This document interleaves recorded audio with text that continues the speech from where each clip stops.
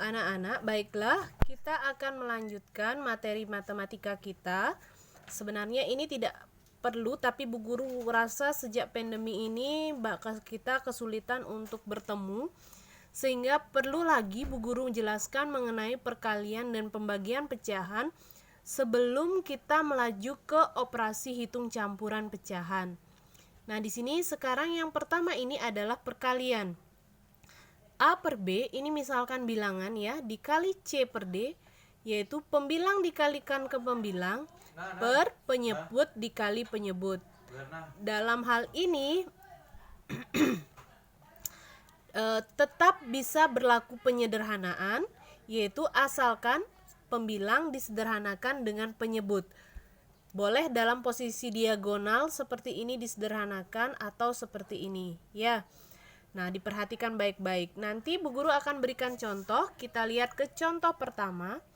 2/3 dikali 1/4 sama dengan 2/2 dikali 1 pembilangnya per penyebut dikali penyebutnya.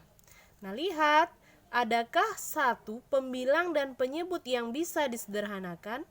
Yaitu ada, yaitu walaupun dalam posisi diagonal begini boleh.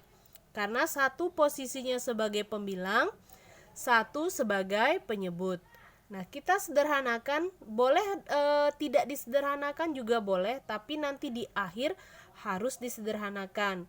Karena hasilnya harus dalam pecahan yang paling sederhana. Nah, jadi sekarang ini Bu Guru akan sederhanakan di akhir ya. 2 kali 1 sama dengan 2 per 12. Nah, di sini bisa kita sederhanakan lagi, sama-sama dibagi 2. 2 dibagi 2 adalah 1 per 12 dibagi 2 adalah 6. Sehingga hasilnya 1/6. Baik, yang berikutnya contoh yang B.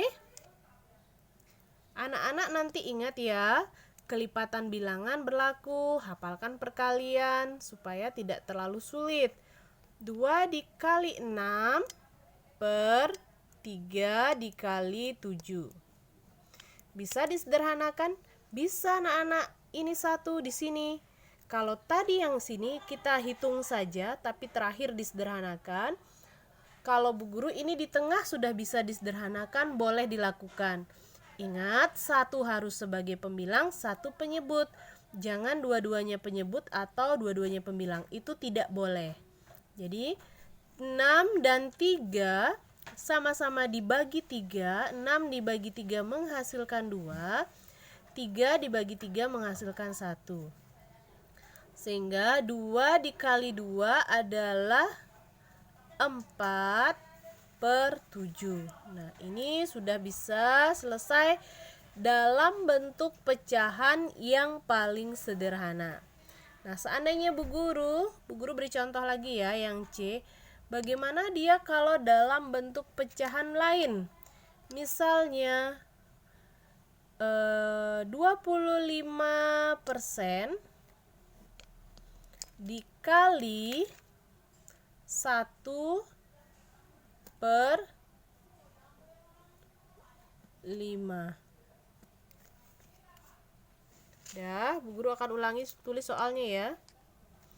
25% dikali 1/5 sama dengan 25. Kita jadikan pecahan biasa supaya mudah. Dan sama-sama bentuk pecahannya disekali 1/5. Nah, kita lihat pembilang penyebut, adakah yang bisa disederhanakan? Ada. 25 ini mau ke sini bisa. Mau 25 dengan 5 bisa disederhanakan. Tetapi kalau 100 dengan 5 tidak bisa karena dua-duanya penyebut. Bu Ranti cari yang mudah ya. 25 dan 100 sama-sama dibagi 25 yaitu 1 dan 4. Dah, sudah tinggal 1 dikali 1 per 4 dikali 5 sama dengan 1/20. Sudah dalam bentuk pecahan yang paling sederhana. Nah, kira-kira apakah anak-anak mengerti? Bu Guru akan nanti memberikan soal latihan. Setelah itu, Bu Guru akan memastikan kita akan video call supaya Bu Guru benar tahu kalian sudah paham tentang ini, baru kita bisa lanjutkan ke hitung campuran. Nah, sudah. Kita akan anak-anak kerjakan latihan dulu setelah ini ya. Nah, baru kita akan melanjutkan ke materi pembagian pecahan.